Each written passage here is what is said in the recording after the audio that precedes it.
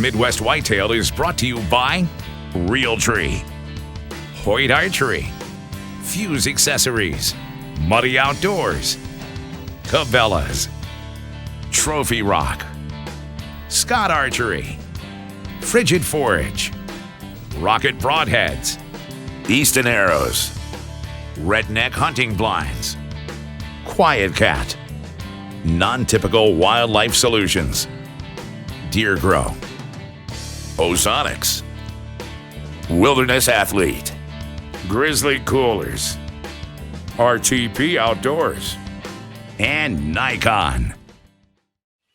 Welcome to Midwest Whitetail. On today's episode, we're going to start with an update on the poor man plot that I put in down in this bottom, or attempted to put in. It's sort of evolved now into less of a poor man and more of a, I won't call it a rich man, because that would mean a little bit more than what I want to imply here. But I did bring the tractor in, and I cleaned up a lot of the brush leading down into the bottom, which is going to make it a lot easier to get down there. But I also pushed most of the trees off. And we'll go down and take a look at that real quick. Today's episode is going to focus on part 2 of the blood trailing segment that we started last week. And we got into the basics last week, and I'll touch a little bit more maybe on a few other basic things. But I want to get into the subject of tough trails and some of the mystery hits that we've had over the years. And you know, as much for my own sake as yours, because we learn something every single time we go through this. So let's go down and take a look at the food plot. Once I get down there, then we'll start talking about blood trailing. This food plot down in this valley turned into a swamp with the last few rains that we've had. It was actually pretty wet when I came down here with the tractor to begin with, and I almost got stuck a couple times. There's a spot over to my left here, and there's a couple more behind me where if I wouldn't have had four-wheel drive on that tractor, I'm sure the tractor would still be sitting there in the background. So it's going to be questionable on this one as to whether it can be a spring plot or not. There's no question that we can do it in the summer and put Big and Beastie in here and have it be something that we plant in July possibly, or early August. But you know, the hope was that we could get it and get some clover in the ground this spring. And the longer we go, the more risky that becomes, because at some point these rains will more or less shut down. You get a lot of nice spring rains typically, and then you hit a day where, you know, things start to shut off, and you don't really want to have your clover in the ground, germinate, pop up, and then get scorched, because then the little plants will die, and then you'll end up with nothing. So anyway, that's the plan here. We'll have to decide whether we play this one all the way out and this becomes our poor man plot, or if we start another one someplace up on a ridge where the soil is drier, we can get to it a little bit easier. This one is, I mean, it's really cool. I like this spot a lot. And like we talked, it's either going to be a feeding area in the middle of a sanctuary, or we're going to figure out some way to hunt this, either with a tree stand on one of these edges or with a redneck blind down in here. But this would be a fun spot to sit in during the rut, because I'm sure that any bucks cruising these timbers all around this little food plot would come down through here and check this out to see if there's any does. So now let's get to the subject of today's episode. And last week, like I said, we dove into the fundamentals of blood trailing. And we've had some really challenging situations over the years that are worth talking about. I always say that the very worst hit in archery is a single lung hit. And the reason is because it's usually fatal, but it's really hard to recover that deer. So anytime you get into a situation where the deer is really close to the stand and you shoot downward at it and you get one lung, which is a common outcome for that type of a shot, that's not going to be a good situation for you. And you know, that's not really the one I want to go into, but it sort of leads us in the direction of some of these hits that we've had that surprised us, that really looked good, and then they ended up being really challenging to recover the deer. The first example of that is one that Greg Clements had last year hunting on public land. I mean, he hit a buck, looked perfect. I mean, it was right off the tip of the elbow, looked like it was right in the boiler room.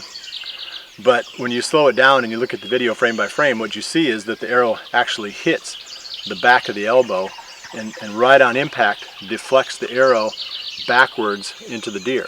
So as it turned out on this hit, rather than going right clean through both lungs and bringing that deer down within 5 seconds, the arrow kicked back and it clipped a corner of the heart, got a small part of the lung and a small part of the liver. So you pick up a little bit of 3 different organs that typically you'd consider to be vital, but when you get just a corner of this and a corner of that and a touch of this, it doesn't add up to produce that real quick kill like you're thinking it should. Greg believes this deer was alive for as much as 8 hours after the hit, and they found him the next day after a pretty careful blood trailing mission. So this was a mystery hit, and one that if you went by only what you saw on impact, which is what a lot of people do. They see the arrow hit and they go, ooh, perfect, and then they dive in and go after the deer. In this case, that would have been costly because the deer was still on its feet and on the move for quite a while. Another one from last season was one that Zach Fehrenbaugh shot, and this one was quartering a little bit more than he thought. So when he hit it, he thought for sure it was a perfect shot. Perfect double lung hit. They started celebrating, but the deer didn't show the typical reaction of a buck that's double lunged. It stayed on its feet, and they followed up on the trail, and as it turned out, they stayed on this trail all night long, slowly working their way through it, keeping the coyotes off the deer as it turned out, and they did recover him the next morning. The deer died sometime during the late evening, maybe a few hours after the hit, but the trail did take them on quite a few twists and turns. That's another example of one that the shot looked different than what it actually was in reality. So again, just be careful that you don't assume too much when you start to follow up on a hit. The third one we're going to talk about real quick is one that Chad Lathrop had back in 2013. Real nice buck. The hit looked perfect, maybe a tiny little bit low, but it still looked like it should have been right in the heart or into the lungs. Well, they followed this deer up right away, and as it turned out, I believe it was at least a day, if not 2 days later, with continuing on sparse blood in the direction the deer had gone. They kept looking. I think they jumped the deer once the next day, got back on him the day after, and eventually recovered the deer. So, last week I talked about if the deer goes past a certain point, there's a chance you're not going to find him. This is an example of one of those deer that went past that point that the guys were able to recover. That one, the lesson was that hit was low enough that it was behind the heart and probably just a little small part of the lung, and it didn't get, didn't nail any of the vital organs solidly. And that's what happened with Zach's too. Zach's picked up just a little piece of the lung and a little piece of the liver, and the deer was on his feet for longer than he should have been if it was pure straight up double lung or a square liver hit. The final one I'm going to talk about is the deer that I shot last season, and this buck was about 15 yards away when he came past. I stopped him, shot him. The shot looked perfect to me, right boom on the back of the elbow, and it was identical to what happened with Greg's. The arrow actually deflected backwards on impact, hit the elbow, which is the corner of the front leg, kicked it back, so it got one lung and liver. And this deer was on his feet for probably 15 minutes, I'd say, after the hit. We sat in the tree watching this deer for a long time before it went over and finally flopped. But the whole lesson here is that there can be these mystery hits. We can be fooled, and we have to be so careful on assuming too much right after the shot. The final lesson is that sometimes you just have to be persistent. Like in the case of Greg's, in the case of Zach's, and in the case of Chad's, they were really persistent on those blood trails, and they took them through a lot of twists and turns, in Chad's case over the course of a couple of days before they finally recovered these deer. So don't give up. Don't give up the blood trail, and you don't automatically assume that what you saw is what actually happened. I talked about putting a blind down in here, and over the top of this ridge and down in the next valley, I've got a spot where I've got a redneck blind down in a valley. And I want to talk about that a little bit and go through the thought process of why sometimes it makes a lot of sense to use these blinds even in spots where normally you would consider being in a tree stand. I'm down in the next valley now. This is the spot I was talking about where I think it's been at least 2 seasons ago we put this blind in that's behind me. And it serves a really important function down in here. This is a spot that I always wanted to hunt in the past but wasn't able to because it's down in a valley and then the wind swirls down in here. And even if you hunt on a wind that lines up with the valley, you're always going to have deer further down the valley that pick you off.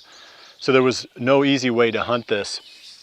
And as much as I wanted to, it just seemed like I was constantly educating deer when I came down in here. So the redneck blind is perfect for that because we can keep the windows closed up and everything seals up tight in there.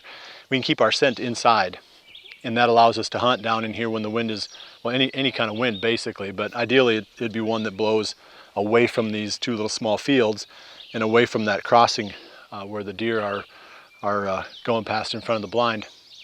So putting these redneck blinds up in valleys is another way to make maximum use out of these blinds. Tree stands are awesome. We love hunting out of them. You can see a lot of stuff. It just feels really good to be in a tree. And they work really well in areas where you've got consistent winds, where you don't have to worry about swirling, and where you can control the deer activity that's going to be on the downwind side of you. So we've got a lot of spots on ridges and a lot of spots back in the timber where we hunt out of blinds, but there's getting to be more and more places on this farm now where I'm putting these rednecks into these little bottoms that I otherwise couldn't hunt. I want to go inside the blind real quick, and I want to show you the redneck chair. And I've gotten a few questions about that on the Ask Winky, so I'm going to show you one of those, how they work, and then kind of walk you through what it looks like from the inside of that blind when you're looking out at these two little small food plots. This is something that we put into all of our blinds just to make it more comfortable and more convenient to hunt out of these. The nice thing is that the seat is quiet and it pivots. So if you're shooting, you can position yourself. Obviously I'm not going to be this close to the window, but you can position yourself where just a little rotation of your seat, you can cover multiple different windows. And that's a definite benefit, especially if you're not in here with a cameraman, where you can basically cover every single window from one spot. It's a little bit tougher for me because I've got another person next to me, so there's some spots that we're always going to be excluded on. But this one is fun to hunt. And the times that I've sat in here, I've had deer walk right past on that. There's a tube or a little crossing over a ditch that goes from one of these little small fields to the other one, and the deer have used that now as their travel route. It's easier than going through the ditch. On either side of it, they can use that crossing that we put in for the tractor. And I'm sitting about probably 10 yards away from there, and it's fun to be in a blind down in the timber like this and have deer go past that close, because even if it's not something that you want to shoot, it's really exciting to have deer right on top of you that don't know that you're there. So this is what we do with a few of these spots on the farm that are almost impossible to hunt from a tree stand. In this last segment, I'm going to put some PlotBoost on one of my food plots that we did last year. This was last spring's Poor Man plot that I'm going to go back to. I'll show you how it's doing now, and hitting it with the PlotBoost is a good step because the clover is really starting to kick into gear now. We had a rain this morning. In the recommendation on the label is to apply this right after a rain. So our timing is good. The clover is really starting to kick in, and we just had the rain. So what the PlotBoost does, it's a micronutrient, and it feeds the soil to stimulate organic activity, which I guess is like the microbial activity in the soil, so that the plants can take up nutrients better. This isn't a fertilizer. This is more of a stimulant or a supplement for your food plots. And we spray it on just about everything. I mean, obviously I'm going back to clover now, and that's a really good application for this, but it works on any kind of plant. So keep that in mind. It's one more step that you've got in order to make these little small food plots that we love to hunt over the very best that they can possibly be. And I'm going across a planted cornfield, so I can't drive my truck back there. So this is a perfect application for the Quiet Cat. I can pull this thing out of the back of the truck. I can jump on there with my backpack sprayer and scoot back into that food plot and get it sprayed and not tear up the farmer's field too much here. Four-wheeler is handy for this kind of stuff too.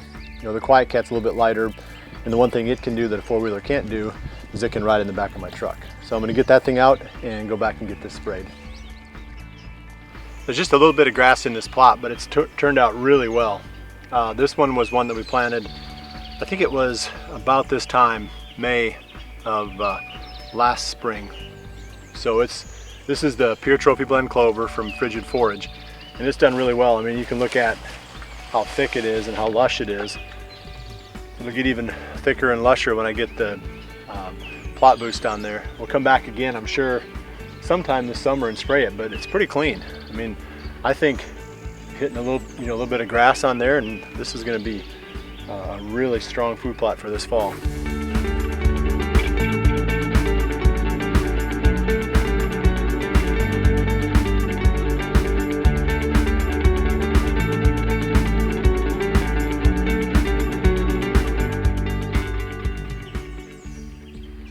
That's it for this week. I know that next week we have got a turkey recipe from Chef Aaron Neal. So if you've got a turkey in the freezer, don't defrost that thing until you get a chance to watch next week's episode. We'll also be talking about food plots again next week, I'm sure, and anything that has to do with whitetails. Well, I appreciate you joining me. We'll see you right back here again next week for the next episode of Midwest Whitetail. And remember to always dream big.